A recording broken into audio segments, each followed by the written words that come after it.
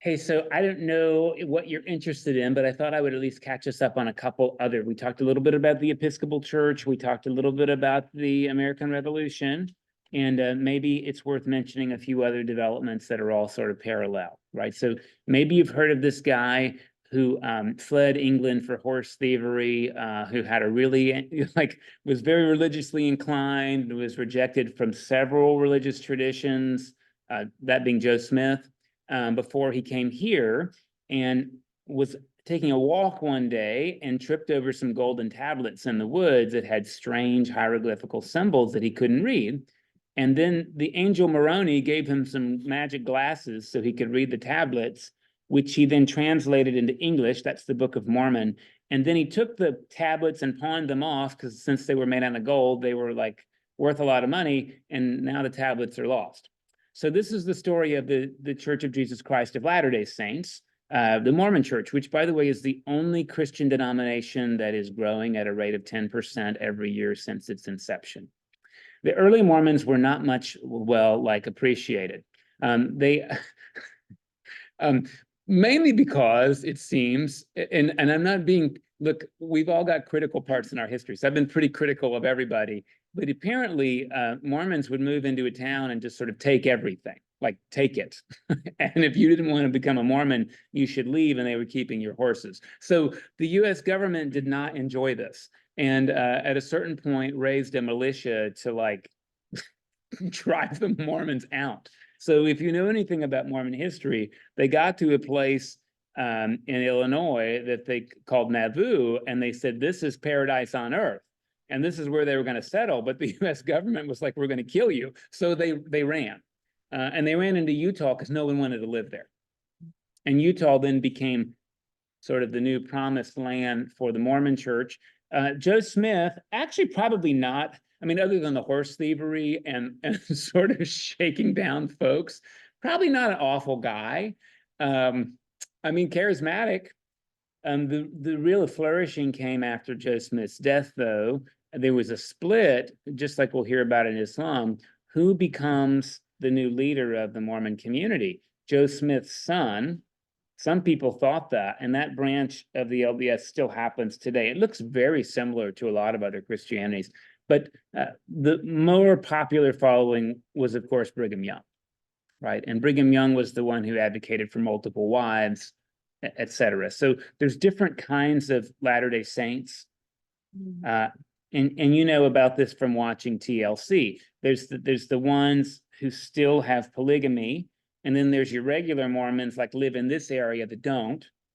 And then there's Joe Smith's son, which is really, really, really small, that hereditary leadership.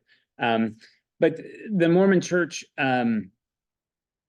it's an interesting group, because in the scriptures they read, of course, the Bible, and they read the Book of Mormon as well. And the Book of Mormon is like the New Testament. And basically, has anybody read it? Yes. It's interesting. Yeah. Turns out that Jesus and the devil are brothers, and that the Native Americans are the lost 10 tribes of Israel.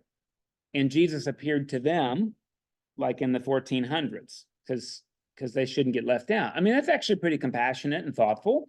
And so again, there's just all these different branches within the Mormon tradition. And as I mentioned, it was a rough history. And sometimes Mormons did really well with indigenous peoples, and other times they dressed up like indigenous peoples and killed settlers. You can read that in Under the Banner of Heaven, which is a very anti-Mormon book by John Krakauer about some LDS people who kill their wives because that's their faith demands them to do it. I mean, it's like, so I just want to say, to paint Mormons as nuts is not fair. There are Mormons who are nuts just like there are Episcopalians who are nuts. And those people who are nuts have more in common with each other than the rest of their religious tradition. If you've known Mormons, you've probably found them to be lovely, like very polite and resourceful. And there are some interesting Mormon traditions, like you have to have 3 years worth of food stored in your house at all times. It's non-perishable. You're supposed to be skilled. And for the longest time, if you were Mormon, you were going to be a Boy Scout. the Scouts were Mormon development until Scouts allowed for gay Scout leaders, and then the Mormons pulled out, which is maybe why they let girls into the Boy Scouts to replace the lag. No idea about that. Yeah, it was apparently a major driver, and now Mormons have their own version of Scouting because the Mormon Church is socially conservative, right? Like you can't have caffeine, although now you can drink Pepsi because the Mormon Church owns that. Along with Marriott, the Marriott Sodexo brand is Mormon owned. And some Mormons wear like holy underwear that you can't take off. Showering is an interesting thing. Mormons are clean people. Like they're not unhygienic, but like there's this layer of modesty and this underwear, which is actually right out of the Hebrew Bible. It's like embroidered with like pomegranates and gourds and things like that, which is what high priests wore under their sort of their vestments and their ephod. So a lot of us don't know a lot about Mormons, but growing at 10% a year. Yeah. And this is one of the sects of Christianity that develops in the late 1700s, and by the 1800s, they've made it to Utah, right? One of the reasons they're growing so quickly is that they very actively recruit young people, and especially young people who are lost and wandering and looking for themselves On college campuses or and what college campuses or campuses. Yes, schools, but I mean, that's, yes, and they're Big. really good about taking in people who are real needy. I mean, Yeah. my son was lost and wandering in New Mexico, well, here too, but when he ended up in New Mexico, and they took him in and they housed him and put up with him. Yeah. What normal people would. Yeah, they're very generous with their Very. resources. In fact, to be a member, you have to give 10% of your income, and they might even look at your W-2 to verify that. Depends on the Mormon church that you're in. They don't have paid clergy. So elders are volunteers. Most Mormons, particularly when they're teenagers, they go to church every day. Every day. Every day. So there is this very strong sense. Teenagers, this is formative years, right? So they go every morning before school, and this is a community within a community, right? So it does meet a need. The boundaries of being in the community are very clear. Like this is our way of life. This is what we do. And when you stay within those boundaries, the support is very, very high. You probably know that if you're a young person, you're expected to do a mission, which is like 2 years, perhaps before college, often, sometimes during or after, but then you're like a volunteer for 2 years, and you might go door to door and tell people about like your particular version of faith. I'll tell you that Mormon missionaries help unload pumpkins most years here. Like they show up and then what do you know? They're like clean cut and like they work hard and they're super pleasant to be around, right? And I call them because like we need the help and they're great at it. And they don't like try to convert us. Like they show up and unload pumpkins and it's just really lovely. So they do a lot of really good things. If you're a woman, it's going to be really hard. Like you're not going to have a position of leadership. my daughter was, how do I say it?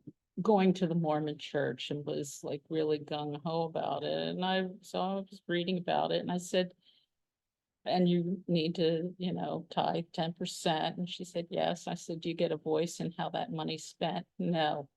And I said, why would you want to be part of that?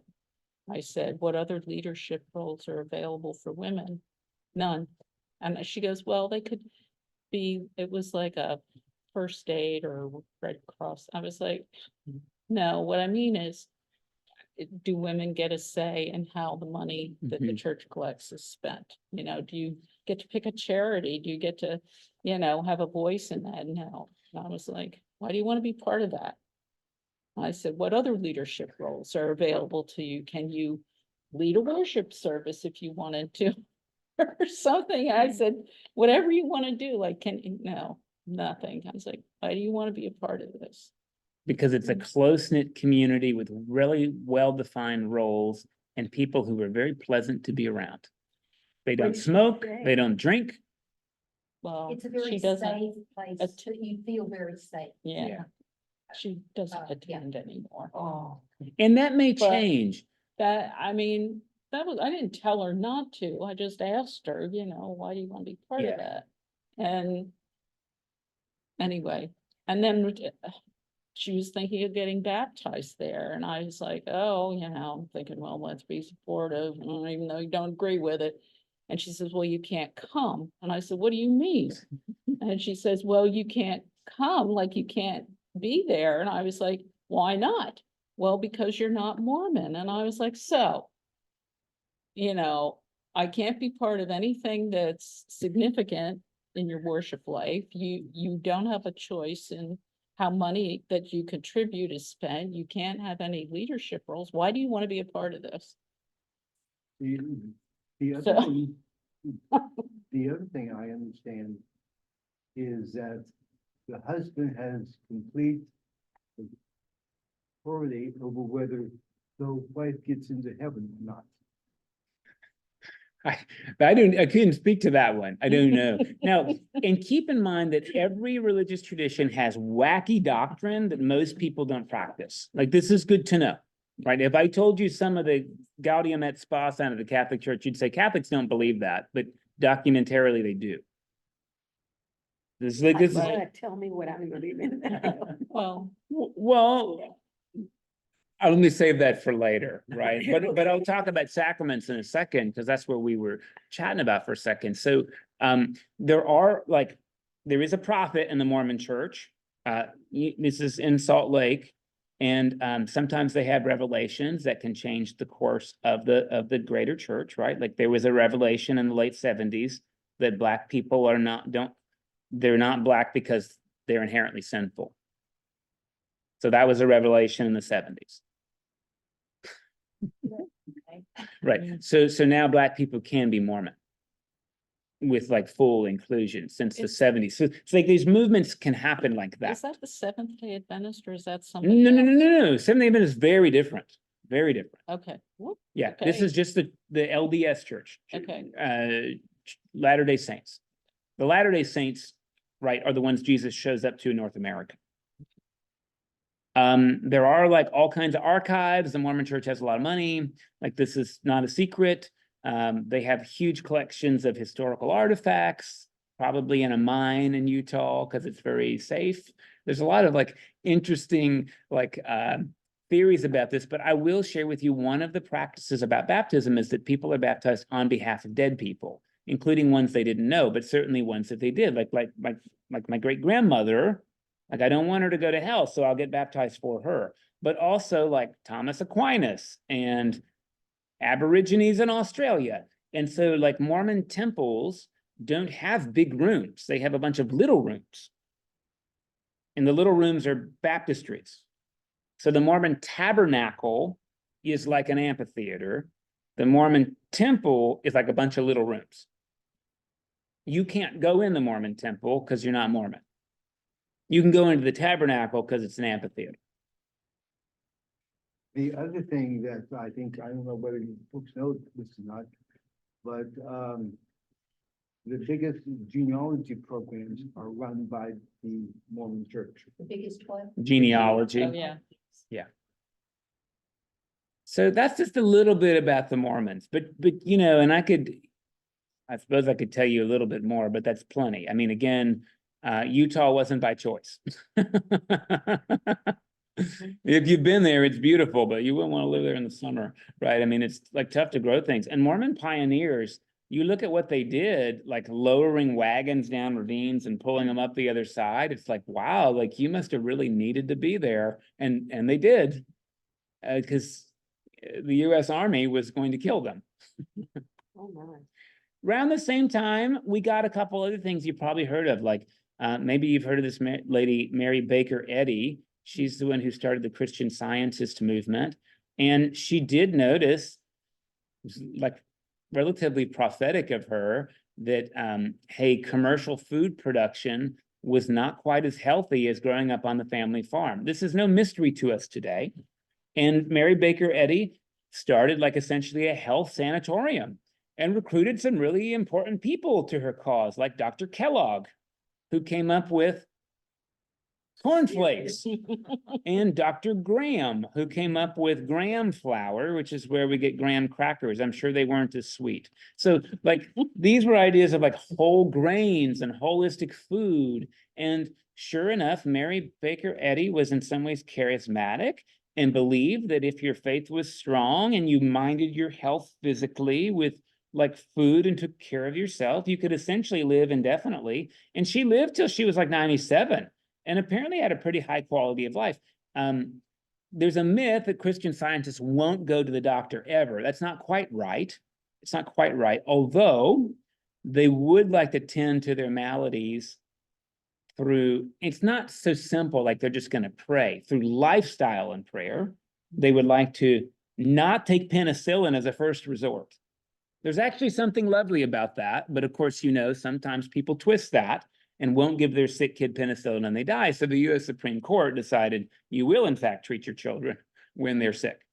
Adults is one thing, kids are another, right? So that was a Supreme Court decision, I think in the 60s, that you don't have religious liberty to deny your children medical care based on faith. That's interesting. The Supreme Court had a lot of those cases in the 60s.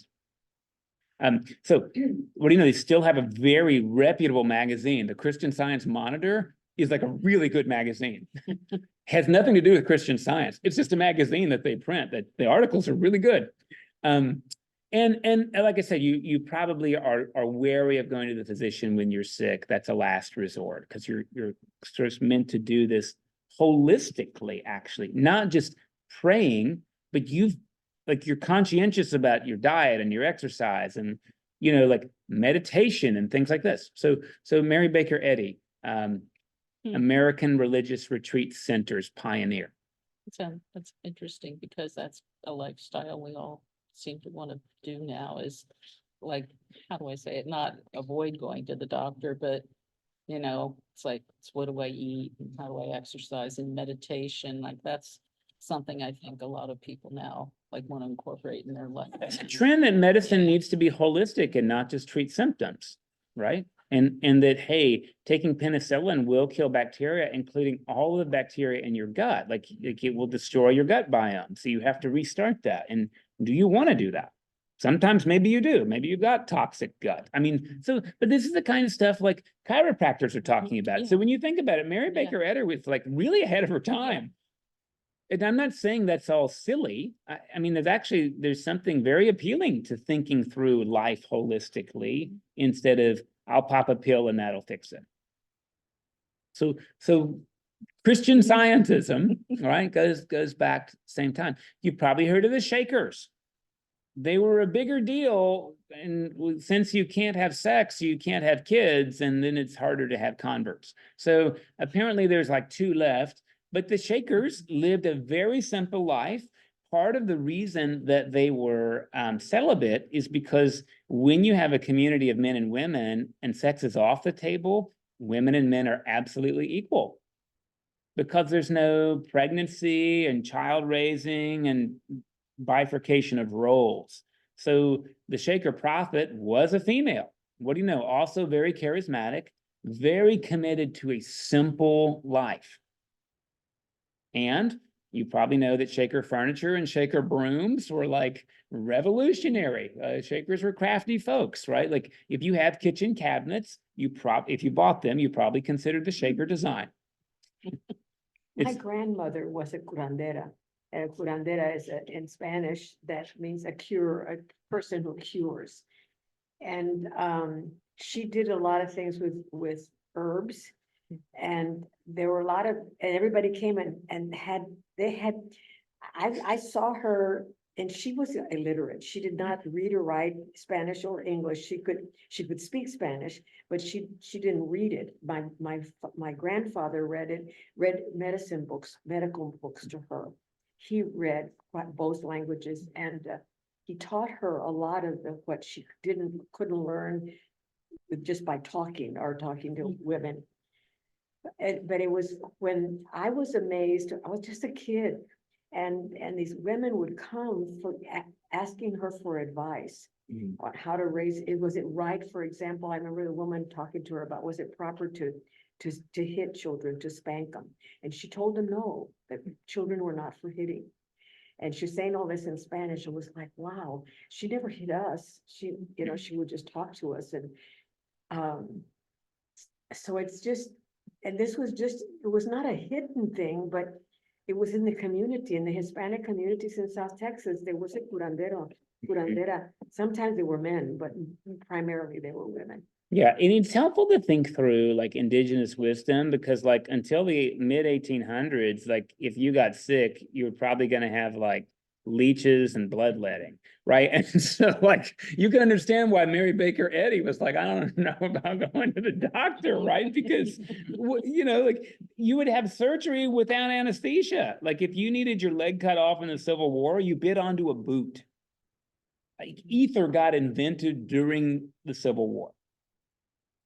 So just think through, right? Your medicinal options weren't great. You mean you'd much rather have a folk medicine, right? That is like thoughtful and herbal than leeches. And there is something to be said about the mind healing the body. I did some work with the Simontons out of California. He was a cancer an oncologist, and she was a social worker. And they developed a program for treating people with cancer using meditation and imagery and healthy living, of course. But they did tests before, white blood cell tests, before they started the counseling treatment. And then after, and it was a long period of time that people learned how to manage it and manage their thoughts, and really worked on sending in their imagery, creating more white blood cells.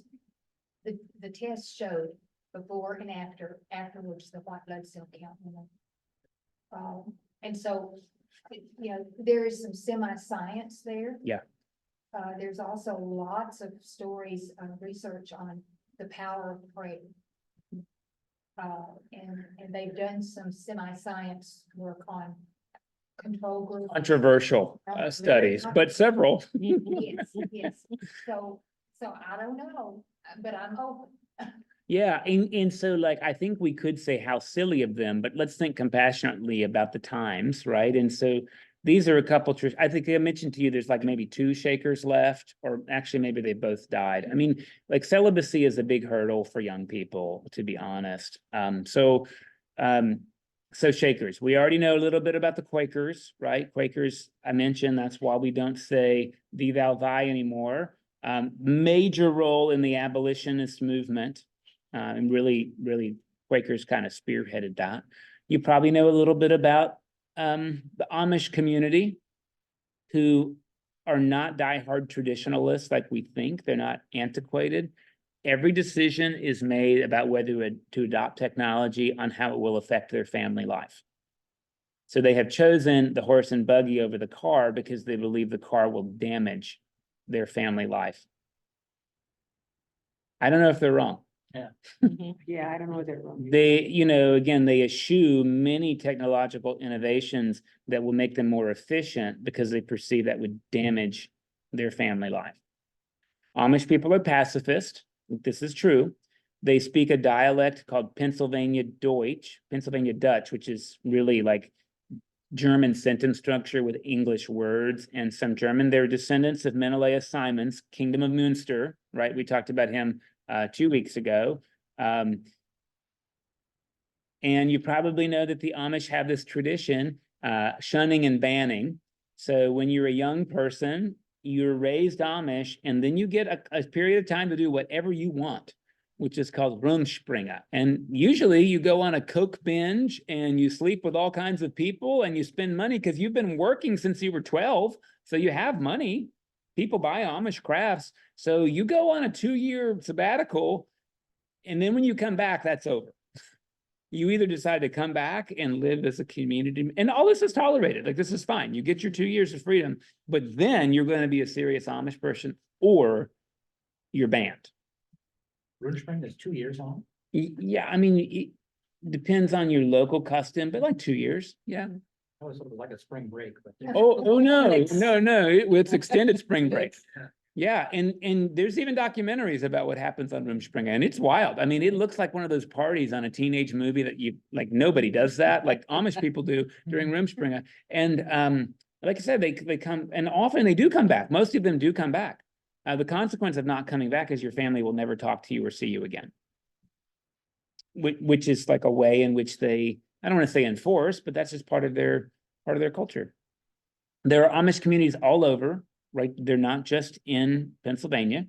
Actually, where my mom lives, there's an Amish community down the street, and they can ride in cars, they just can't drive them. So sometimes they will hire non-Amish people to do their work, just like Jewish people have elevator pushers on the Sabbath day.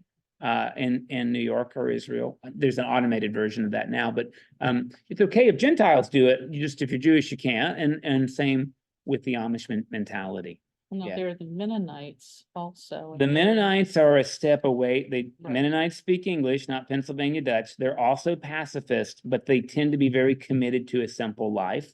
Also to social justice. There's not a lot of Mennonites. But we just had 2 members join here from the Mennonite community in Houston. You have to drive to Houston to be part of that community. That's part of it. And that's a long drive. So it's hard to be involved in community life when you've got to drive an hour to get there. Yeah, they're, Simple living. Right. They have phones, they drive Yeah. cars, and they use electricity. and they use electricity, but there is an emphasis on, hey, sometimes less is more. Not sure that they're wrong.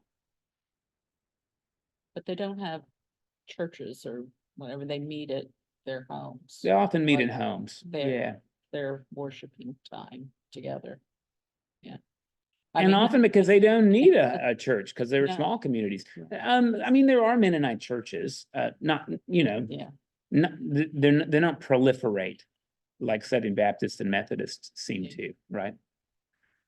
My grandmother was, she wasn't, we're all Catholic, but she was not a practicing Catholic.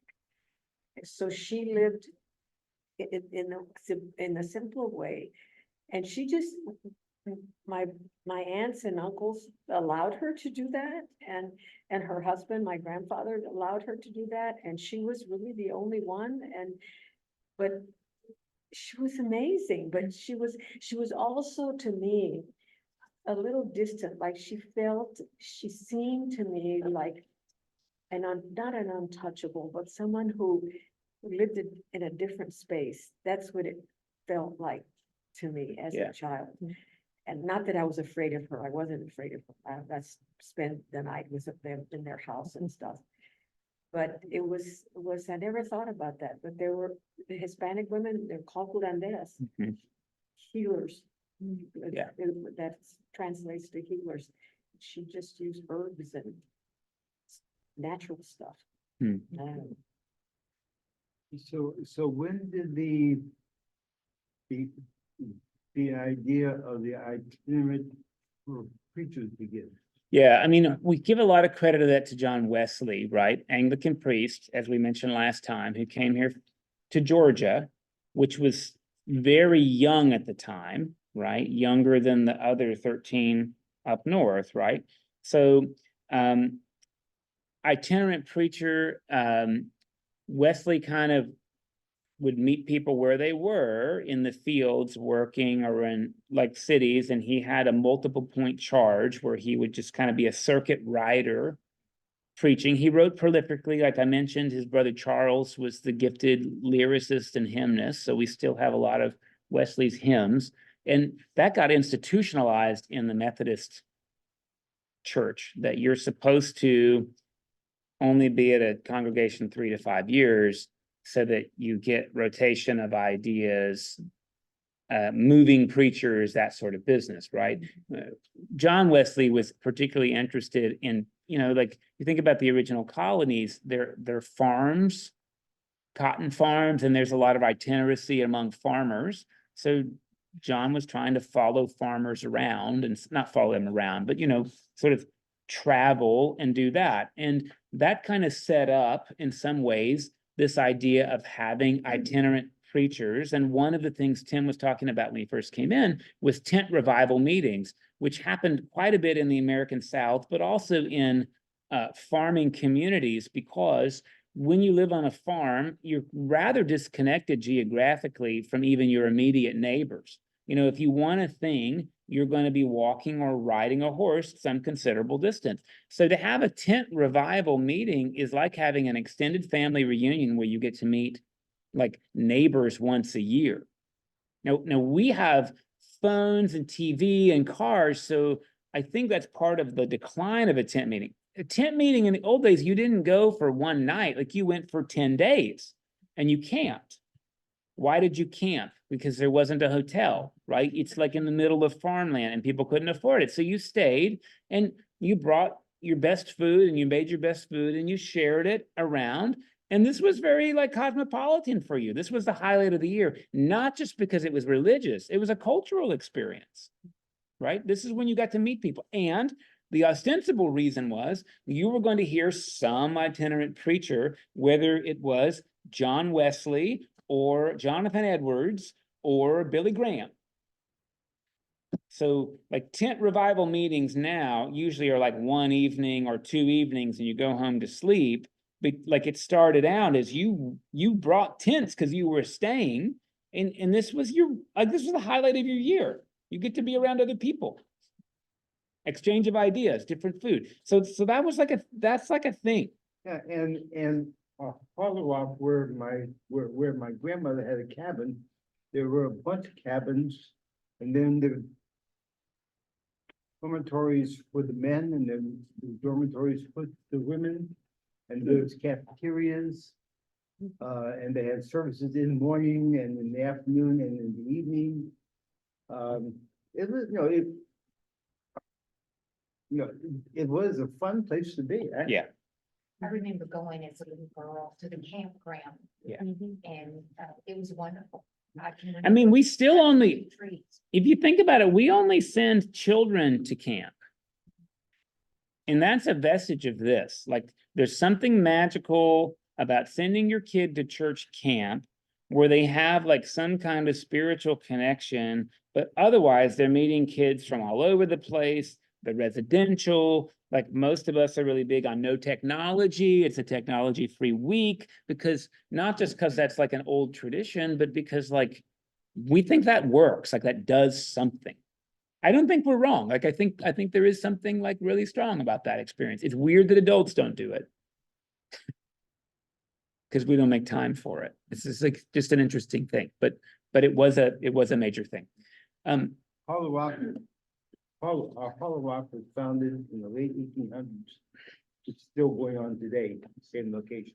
Yeah, and there's a few others like Chautauqua in New York is this like, it's kind of fancy actually, and they do have like nice cabins and they have like fantastically famous speakers, but people still go and they do spend like a week there on all kinds of ideas and community connections with people from all over the United States. Like there's appeal to this still, but in some ways less so, because we're able to hear ideas through TV and newspaper. We do miss the human connection.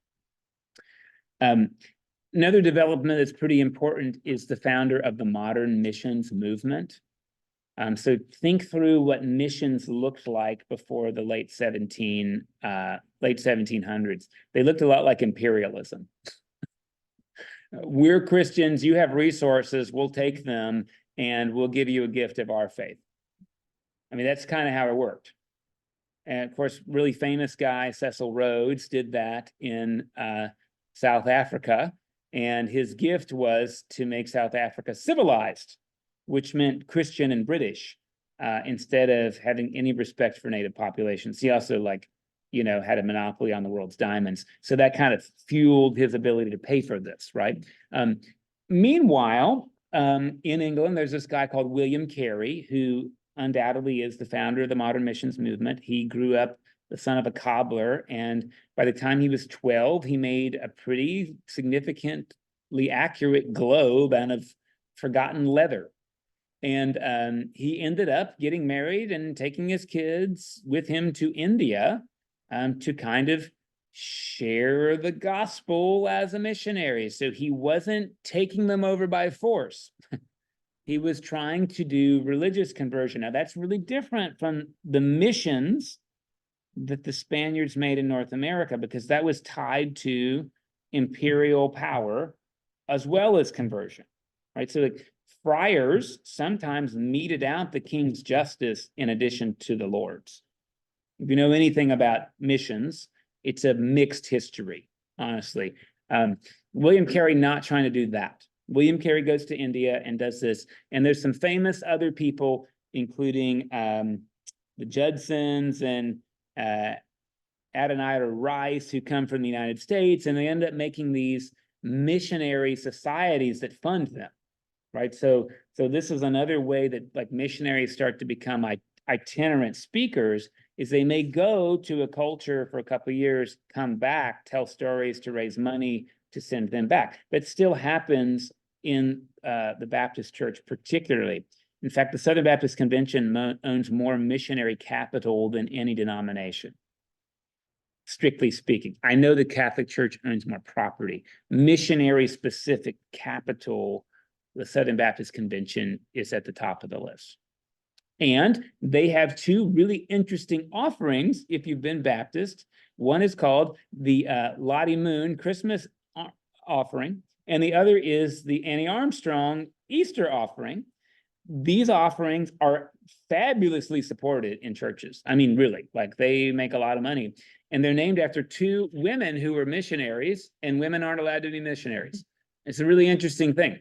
Lottie Moon was a missionary to China, and they said, "You're a woman, you can't preach to people." She said, "I'll quit when you send enough men to replace me."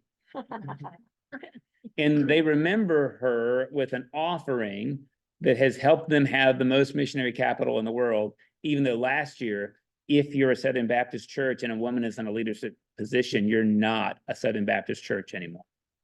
This is very interesting history. But the idea was that you would go to different places in the world to make sure that the good news was preached. So it was a spiritual conversion that they were looking after. But many missionaries actually, because hearing the Bible was so important, they excelled in maintaining native languages. So there are many languages that probably would be gone, but for the missionaries, codifying them into some symbology, writing a grammar, and then translating the Bible into that language so that people could hear it in their own language. Now, there's a society that's non-denominational called like the Wycliffe Bible Society, and they do this, but this is part of William Carey's affirmation that your language matters. So going abroad to convert people to Jesus and not to Spain or to British nationalism starts to show up in the late 1700s, and that's where we start ending up with indigenous expressions of religion, but also huge missionary societies, which fuels itinerant speakers as well. Yeah.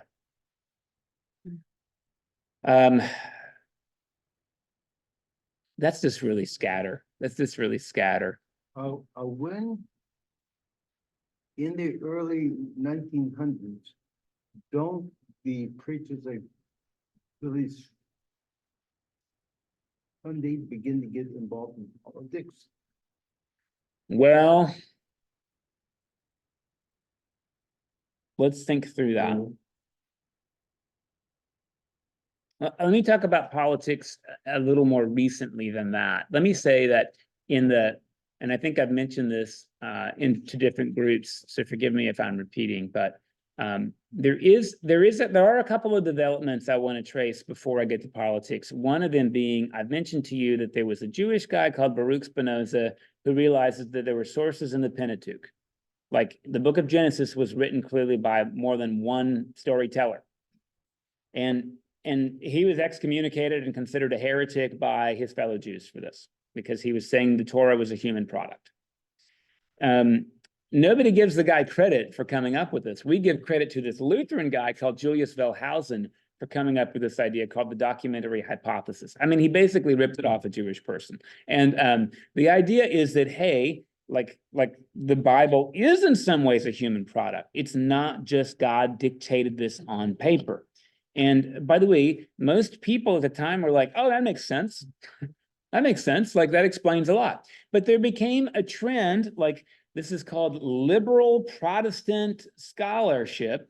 And people started to say, whoa, we're watering down our faith too much. Like we're making this too much a human product. And what about God? And so like there was a tension between seminary education, talking about historical developments, and hey, what about the Word of God? And curiously enough, like the more there was like, what about the Word of God, the more that became a concern. That we can't push on this document too hard. And sure enough, there was a group of like very wealthy brothers in the 1910s who are kind of like the Koch brothers now, who decided that like faith was getting watered down so much, we needed to return to the fundamentals of faith. So they invented the fundamentalist movement. Christian fundamentalism is 100 years old.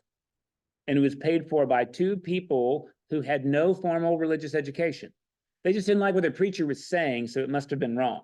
So what they did is they used their enormous wealth to pamphleteer the country, and particularly Princeton Seminary, which they kind of bought their way into, with these pamphlets about the 5 Christian fundamentals. One being that the Bible is inerrant. It has no mistakes. The other is that the devil is real, the virgin birth is a historical fact, the resurrection of Jesus is a historical fact, and then there's something else. Like these are the things you had to believe to be Christian. And because that got its way into seminary, that's when you started to have like restraint on academic freedom. Because you've got like endowments coming from people who are pushing a religious agenda in your own training program for future clergy. That's probably the root of Christian involvement in politics. Keep in mind, during abolitionism, the Quakers were like, God requires us to free these people. Whereas people in the South were like, God requires us to have slaves. Haven't you read? There's slaves in the Bible, and Paul says, slaves, obey your masters. And they just forgot to keep reading, like masters love your slaves, right? So they just forgot that part. But slaves obey is like what they fixated on, right? So people weren't saying there's one Christian position. We really start seeing that with this fundamentalist movement. And then what do you know, in the 1960s and 70s, I'm just going to be fully honest, there's books in which people say, we did this on purpose. The foundation of the GOP was a planned political move to curry more votes so that people would vote on 1 or 2 single social issues and carry the Republican Party forward. I'm not saying it's wrong. I'm saying it's intentional. By the way, Mitch McConnell doesn't lie about what he's doing. He's very clear. The Republicans are going to go away. I know that. So I'm making every move I can to make us last as long as we can. Like we call it realpolitik. It's Machiavellian. And Pat Robertson and Jerry Falwell did it brazenly and openly. And they might have also had religious inclinations. But when did abortion become an issue for Catholics? In the 1970s. When did it become the single issue that you vote on? The 1970s. Prior to that, it was not the single issue for voting. And consider this, right? This is the case now that, well, if you're in favor of pro-choice, which means if you believe in women's rights, I'm going to vote against you. That is a relatively new social political phenomenon. But it probably does have its roots in the fundamentalist movement, because if you don't believe the fundamentals, you're not really Christian. And the fundamentals are a baby has a right to life, mothers don't. I mean, I said it that way on purpose, because that is the false choice that you're pushing on people. So part of that is a reaction against liberal Protestant scholarship. Keep in mind, no one had been worried about that for the longest time. Nobody had been worried.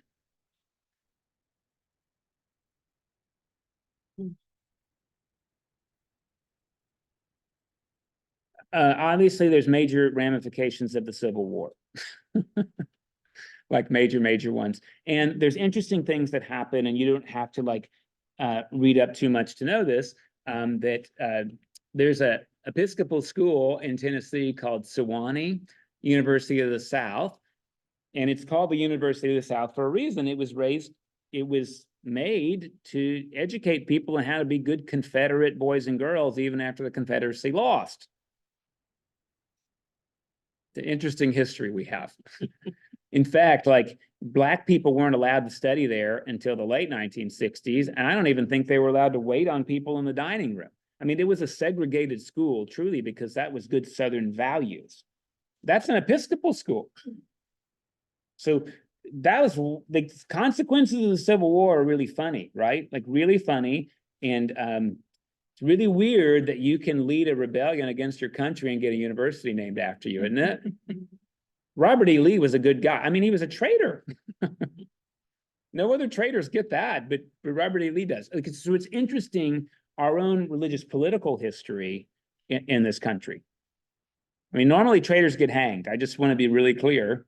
And maybe if you're a Southerner, maybe you thought Ulysses S. Grant was the traitor. I mean, I don't know the answer, right? But you didn't win. So it's like it's really confusing. And think about the toll that had on religiosity in America too, right? Because hey, the Anglicans were like in the 13 colonies. And who had the strong presence down south? Well, folks like the Methodists did, right? And the Baptists did. I don't mean there weren't Anglicans down here. I don't mean that. But Methodism and the Baptist church, like those did well in these southern rural areas, right? And so in some ways, there was a bifurcation of like Northerners might have different religion from us. And that probably is related to the fundamentalist movement. It's different. It's erudite. And this is where there became a suspicion of education from clergy, because they're teaching us that the Bible is saturated in humanity, not divinity. So we should be suspicious of educated clergy because they're being taught the wrong things. That continues in many traditions today. I mean, it really does.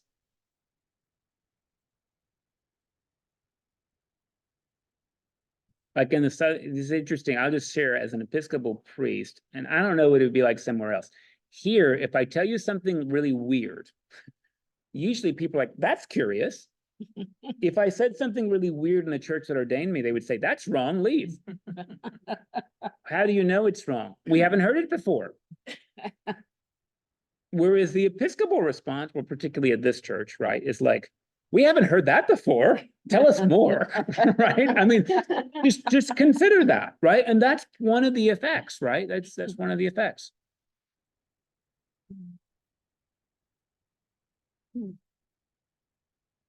I don't know what else I don't know what else you really want to know. Do you want me to trace out some more of the Episcopal Church, or you know, because I can fast forward and tell you how we got into social justice. It happened in the 60s.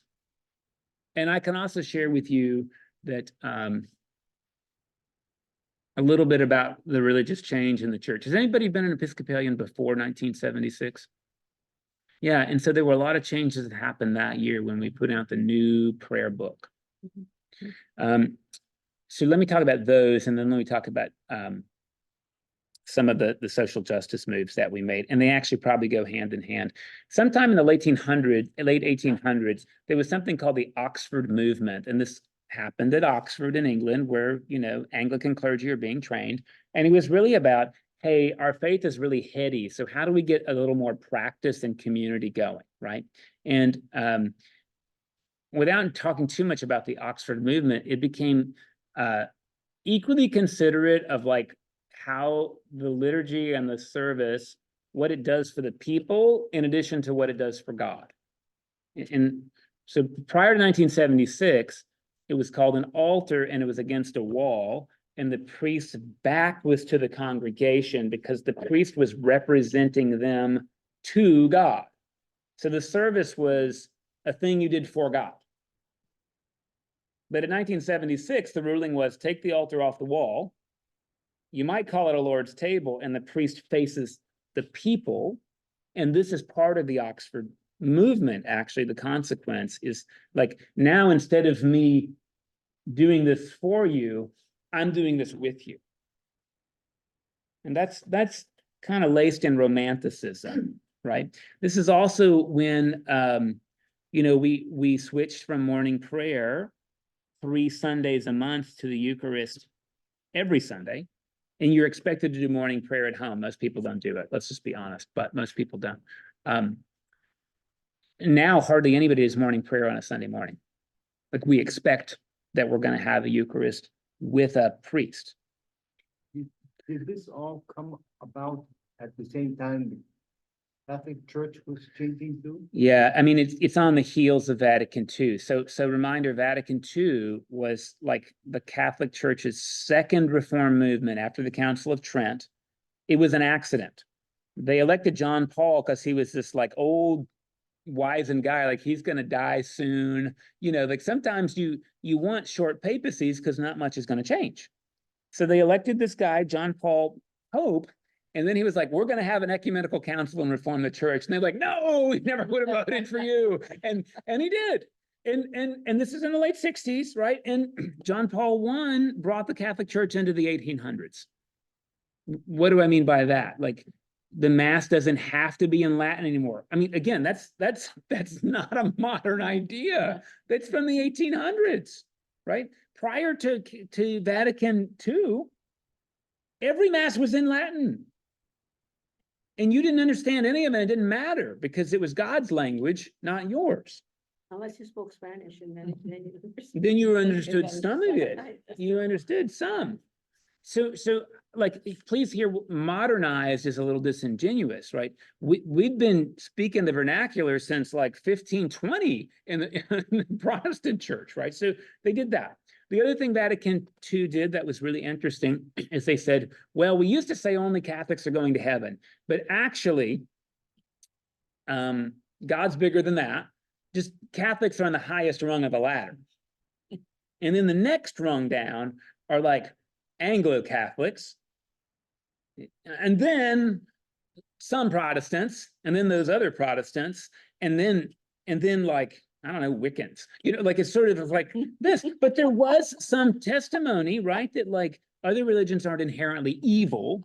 They just have less of the story. By the way, that's like, that was new. That was new in the 1960s. And a lot of people hated it. A lot of people would like to undo Vatican II.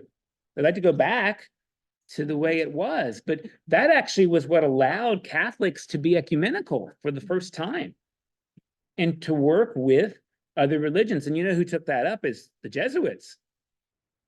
Yeah. Boy, the Jesuits are wildly liberal people Yes, now. They weren't very. always, right? The Jesuits got abolished because they had too much power and they were like pretty vicious for a while. But now the modern Jesuit is like, they took Vatican II and they ran with it, right? Like the Jesuits are Lord of the Streets. I mean, they do tremendous social justice work, and they're really affirming, and they don't just do ecumenical work, they do interfaith work. Like they're pretty cool, thoughtful, educated folk.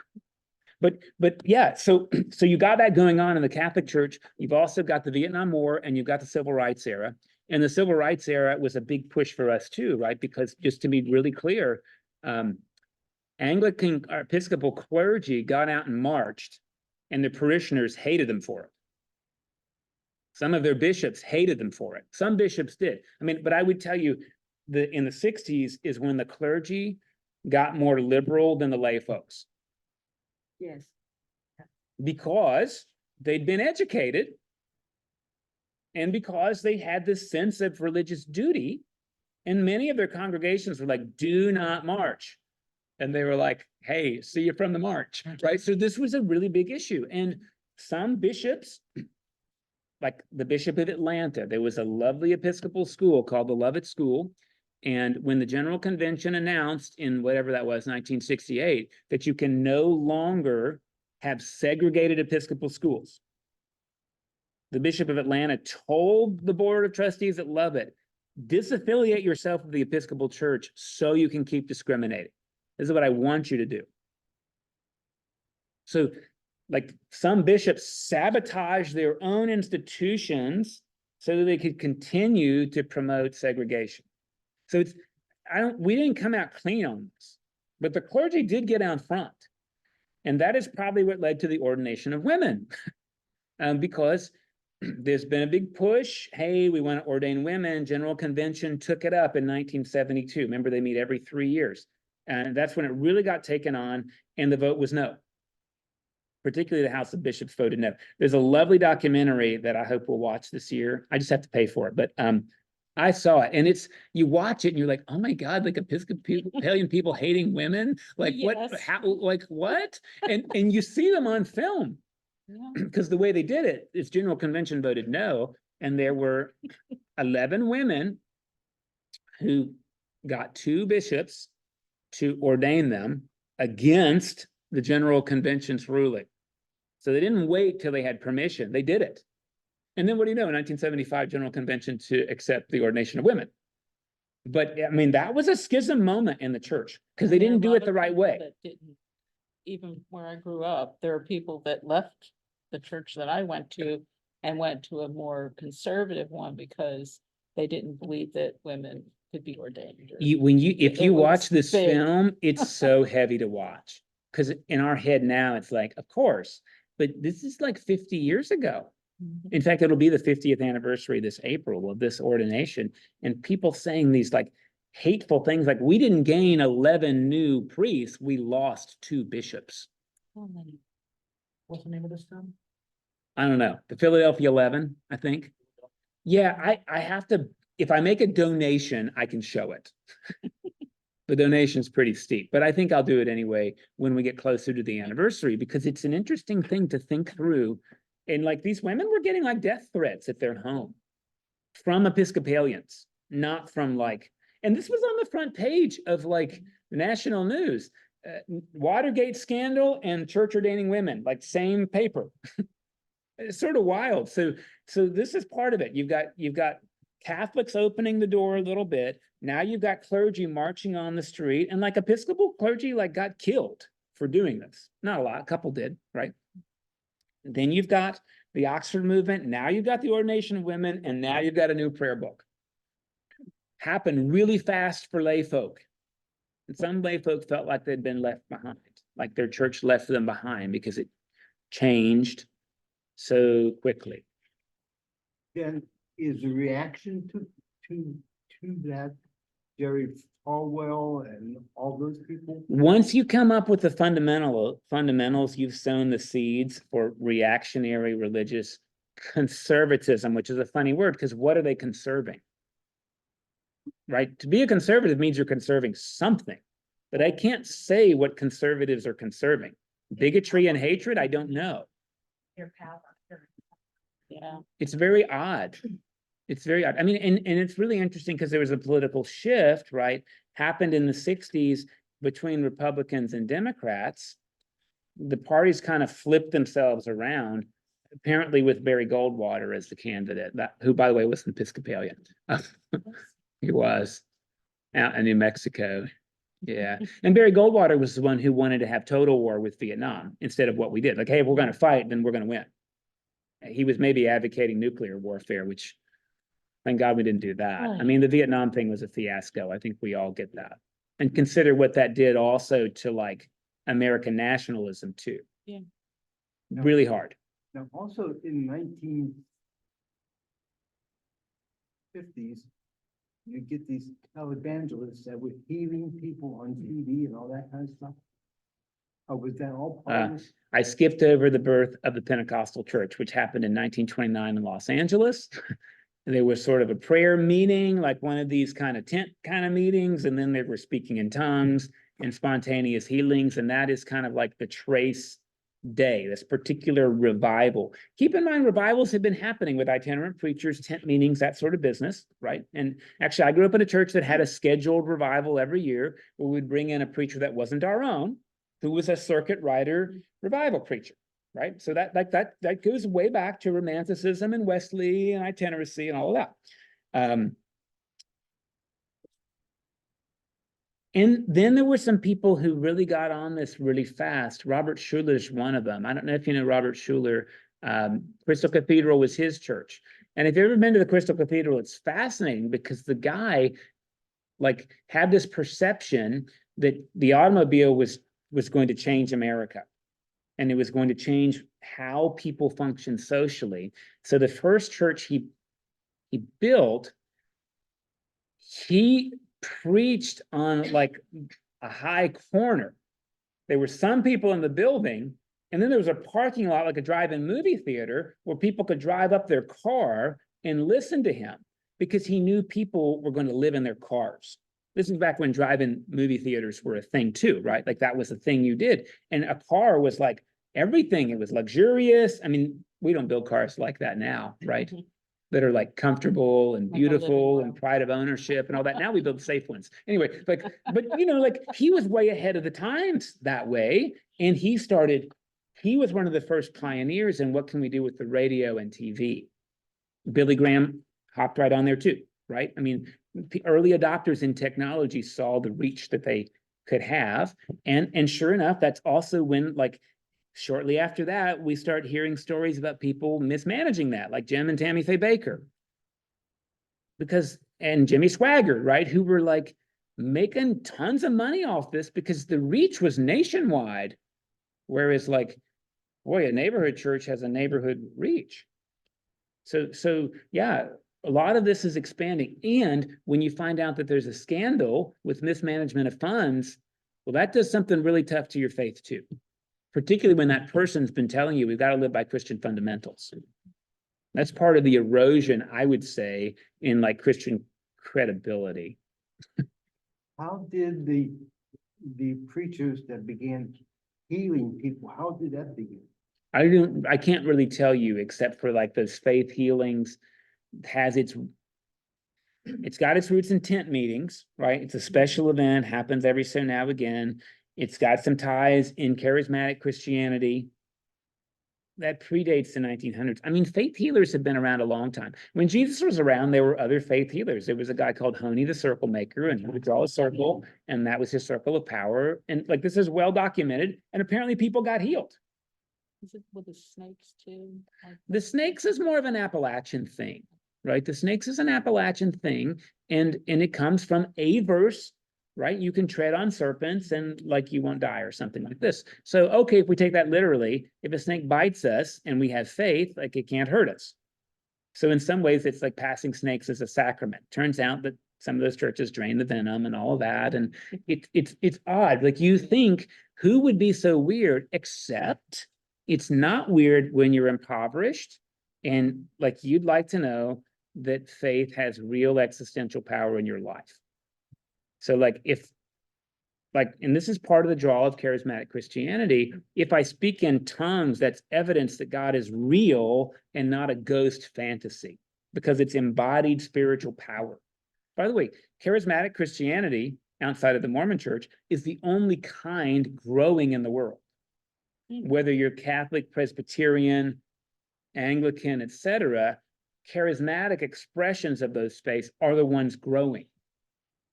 Because poor people in Africa, in India, in the Middle East would like to know that God cares about them demonstrably. I mean, I don't think they're wrong to want that. I'd rather we demonstrated that with like how we share our resources, just to be honest. And I'm skeptical of charismatic Christianity, which is probably why I don't have any of those gifts, because I don't believe in them. So that's probably why I don't have them. Well, I'm glad you don't have it. Well, I mean, look, if you break your leg and you want me to pray over and heal it, you don't want me, because I'm not going to ask God to do that for you, because I don't believe God does. But there are people who do, and I can put you in contact with them. For downtown, there is a huge charismatic Catholic church. There is the Latin Catholic Church is very charismatic. So is the African Catholic Church. I mean, again, we just need to confront ourselves. This is a global reality, even though it's not an American or European reality. What do you mean, what do you mean when you say the Latin Catholic Church? Like South America, Because I grew up speaking, doing all most of the services in Latin. Oh, no. I mean, like the Latinx community, South America, Middle America. The charismatic Catholic Church is the one that is gaining traction. And So they want a consider miracle? this is not new, right? When people went on the Crusades, they brought back the rosary because they wanted to do something. They wanted to sit and listen to somebody talk in a language they didn't understand. They wanted real piety they could be involved in, right? And sometimes the clergy do everything. So what am I supposed to do, right? Like, well, I can speak in tongues, I can pray, there's gifts of healing, I can be a prophet. Like, God has something for me to do. We all want something to do, really. So it's not them wanting a miracle, it's them. Well, you do want a wanting something- miracle. Well, God yeah, promised that's God would true. give us new life, right? I mean, that's what it must mean. It must mean literal. Rosaries can be, I mean, as a Catholic, Mhm. as Hispanic Catholic, rosaries. I'm just gonna say it, they can be very powerful. in So times much of- so that people drive with them on the rearview mirror and they're not going to pray with it. It's like a protection medallion. Protection, it's a blessing. It's, I used to say the rosary, it's part of the rosary, I'd fall asleep and saying the rosary. Yeah. And The Episcopal Church has a rosary. We have Anglican prayer beads. Yeah. If you're an Anglo-Catholic, you may call it a rosary, but we don't have a rosary. We have Anglican prayer beads, but there are people who are very into their Anglican rosary prayer beads. really, You're really into them. And I'm not putting it down because it's a prayer practice. Yeah. And when it starts to become a talisman, I don't want to say that's when it's unhealthy. I just think we have to be aware, right, that things are things. Like your word embodies our faith, Yeah. because when we touch, it brings it, we have a connection. yeah. When we're speaking in tongues, it's our language, our words, I mean, it's our lips and our tongue, and we feel it reverberating in our body. So we have a need, people have a need for embodying our faith. And, with rosaries and the Hispanic, I used to wear a rosary. Yeah. And you people, growing up as a kid, the older ladies wore rosaries And don't take this the wrong way. When I say as a talisman, it has a talismanic property about it. And I would even tell you Southern Baptists who would never touch a rosary, because that sounds Catholic, like will often wear a cross, not just a method of self-identification, but because there's power in the cross. Yep. Now, they're not clear what that means, but there's something about it that is talismanic. And it's touching our body. There we go again. And it may not be protecting them or giving them special favor with God, but it's doing something that can't hurt, right? I mean, this is kind of like, I'm not saying it's silly. We like, that's what human experience is about, is embodied icons, archetypes. And a young Catholic boys would wear the Catholic little patches, what's that called? A little patches like it's a picture of the saint. They may wear a saint's medal. A lot of people wear a Saint Christopher medal. Saint Christopher. No, these are made of leather. Scapula. Scapula. Oh, yeah. Scapula. Scapula, Yeah. yeah, I forgot about the scapula, yeah. Yeah, you go in the locker room, when you're a teenager and you see guys wearing that. I mean, I would tell you as a non-Muslim, and don't hear this critically, because it's not critical, but like when you ride, and this is really, I'd say more than in a Shiite country like Iran, you take a bus in Iran, almost everybody's got a string of Muslim prayer beads, and they're just switching them. Now, I don't know if they're praying when they do it, or if it's the equivalent of a fidget spinner. I mean, I don't know that, but I do know that just having them in your hand is some sort of comfort, proximity to God. I can say that about Muslim people, and I hope you hear me saying that appreciatively. And I'd say the same thing about rosaries and crosses and gilded Bible covers for American Christians. It's like it's a physical connection. One other piece of information. Could you tell us a little bit about the Gideon Society? The Cadian Society? Gideon, the Gideon Bibles that. Oh, the Gideons. Well, so the Gideons are meant to be like I mean, they're really meant to be an ecumenical group. So you could be a Catholic Gideon, but you have this conviction that everybody needs to have access to a Bible, and particularly hotels can be lonely places. You're there for a funeral, you're there for this or that. So that's kind of what they do. But they don't just put them in hotels. I mean, this is before there were Airbnbs, right? If you were traveling, you were staying in a hotel or with a family. And if you were staying in a hotel, it meant you didn't have family to stay with, right? Now, I'd rather stay in a hotel than with my family, but that wasn't the case when the Gideons were around. Therefore, if you stayed at a hotel, you were lonely, you were isolated. And so now they do also give out like New Testaments to, they'll go on a high school campus and just hand them out for free because they want to make sure everybody has access. So it is in this conviction that there's something special about these texts. We share that too, and therefore they need to be widely disseminated. And there shouldn't, like, if you don't have one, we'd love to give you one. And Gideons tend to be very generous with this, right? As an organization, there shouldn't be much more politics than that. Sometimes there are, but like really the goal is just that you make Bibles available to people. Yeah. Which I think is relatively commendable, although like, I do think it's a little weird that there's not like a Torah and a Quran in hotels. Sometimes there are now, but anyway, it's interesting. So we got the new prayer book. We got the clergy out front, and then when you think through the tumult of the 60s and 70s, the clergy trajectory and the lay trajectory has just continued, and not everybody's kept up with it, right? So some people sat through the ordination of women because they didn't have to put up with it in their own church. The national church did that, but we're not doing that here. Like this is really starts when you get a little bit divisive, right? It used to be, if you didn't like your priest, you'd say, this is my church and I'll outlast you. Now it is, oh, I can't stand so-and-so. I'll either try to get rid of them, and if that doesn't work, I'm going somewhere else. I mean, I would tell you very few people in America now are committed to outlasting their clergy person because this is their church.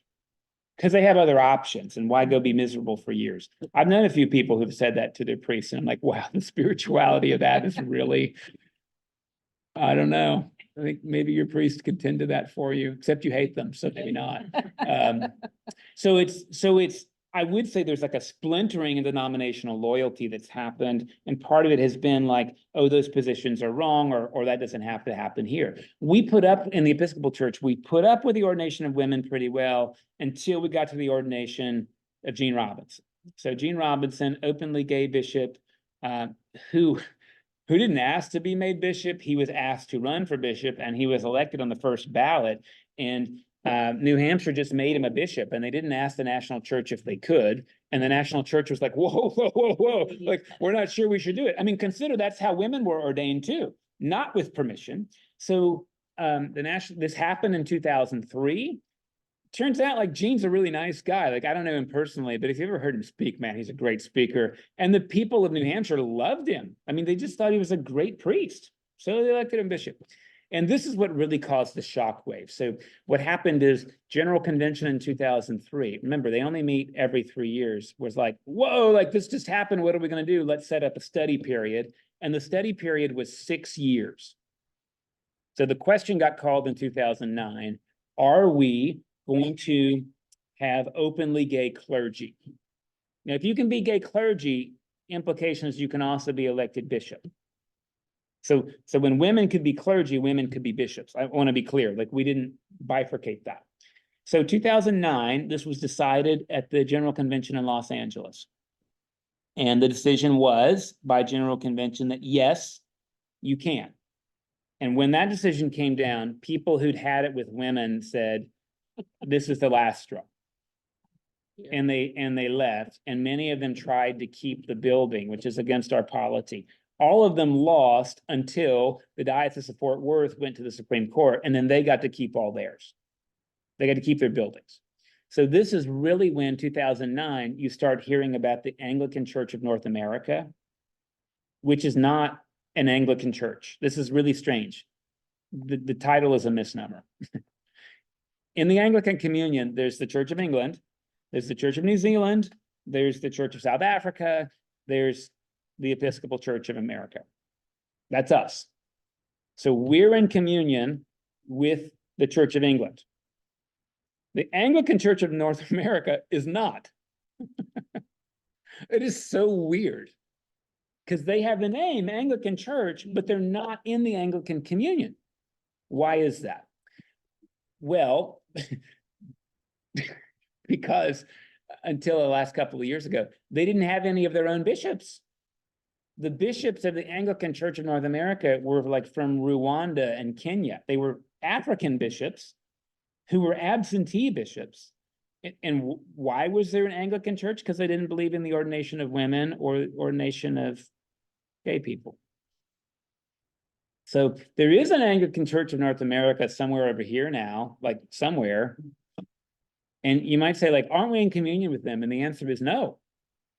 I don't hate those people. I just think it's really confusing, particularly in 2009. So your problems are women's equality and consenting adult relationships. You have problems with that. And you'll put yourself under the guidance of a bishop in whose territory there's female genital mutilation and polygamy going on. Like, that is just really confusing to me, that you've picked those issues over consenting adult issues. That's just odd. So that's kind of how we split out.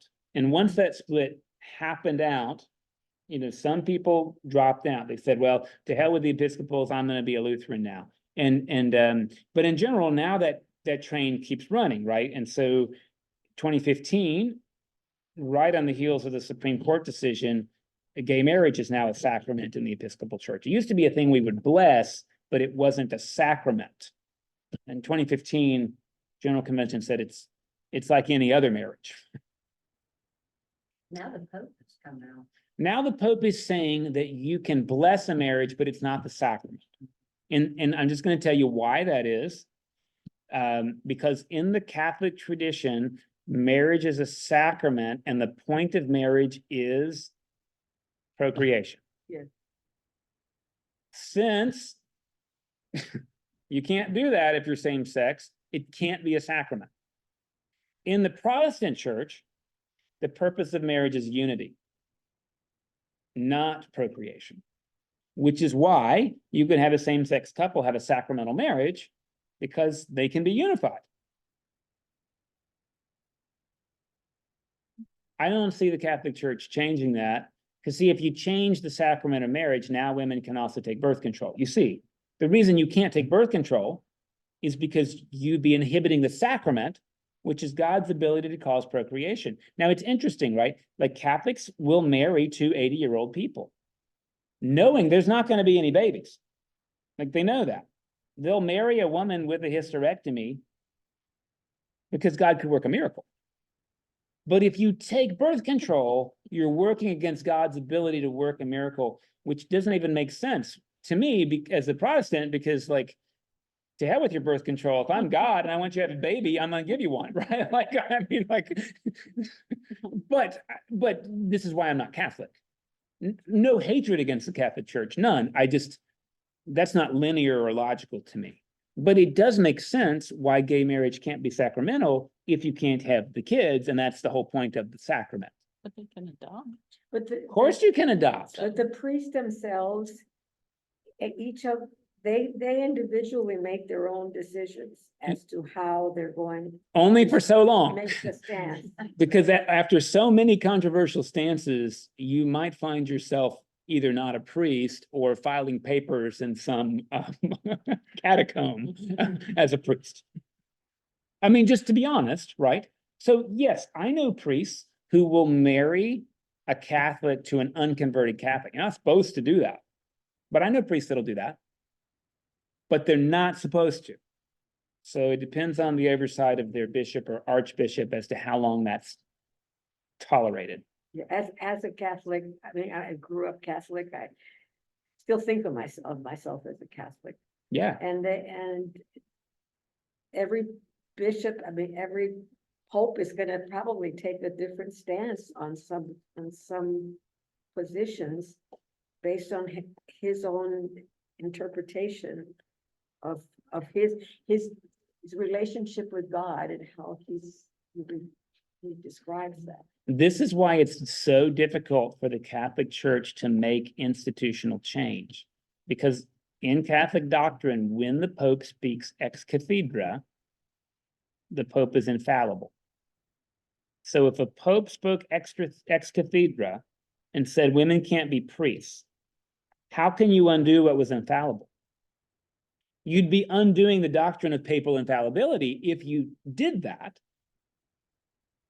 You see the vice that the Catholic Church is in. But they've only used that twice. Ex cathedra? Yeah. Yes, but just here, right? Like, and when the Pope is when the Pope's the vicar of Christ on earth and is speaking like from Jesus, it's really hard to say, yeah, but Pope Urban was wrong about that. Well, but the infallibility came about in 1894. Before that, there was no infallibility. Right. And then. Hey, what do you know? That's right around the same time as fundamentalism and inerrancy. Mhm. Infallibility was a thing of the time.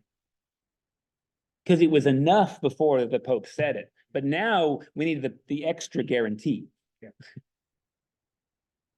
But this is why Catholic institution is difficult to change. Episcopal institutionalism has been a little easier to change because we've brought reason in, right? As I mentioned last time, Richard Hooker brought reason in. So the question is like, what's the reason women can't be clergy? Well, there's no reason. The Archbishop of Canterbury Justin Welby, yeah. said that gay marriage is wrong. Yeah, well, this is the reason we're the Episcopal Church and not the Anglican Church. Okay. We're in communion with the Church of England, but we make up our own doctrine. Thank you very much. We don't want to like do things just to spite other Christians. And I can tell you, since I was at that convention in 2009, I didn't perceive that at all. I thought it was like very lovely and like full of pathos that we were going to have to make a decision here. Yeah. But the Archbishop of Canterbury doesn't tell us what to do. The presiding bishop doesn't exactly tell us what to do either. It's the diocesan bishop. Yeah. We did get in some trouble where there was a bishop of New York, ironically named Bishop Love, who would not allow gay marriages in his diocese. And traditionally, that was a role he could take. He was tried for this. He was tried for not honoring the canons of the national church, or else he resigned before the trial. But he was called to trial because he was withholding the sacrament from people, which was inconsistent with the canons of the national church. So that resolved itself. Who held the trial? I mean, who was Judges. Yeah, who were the judges? There's rules in the canons of the church. The judges have to be made. This is super fascinating. So like, this is true in any American court of law. You can commit a crime and you can go to court of law, and if you have a good argument, you can say forum non conveniens. Like, I don't want South Carolina state law. I want US federal law. Or in a very famous case, like, I don't want US law. I want Scottish law applied because the plane crashed over Scotland, even though it was American manufactured. This is called forum non conveniens. So you can take somebody to a civil court and with a different choice of law, apply Episcopal canon law.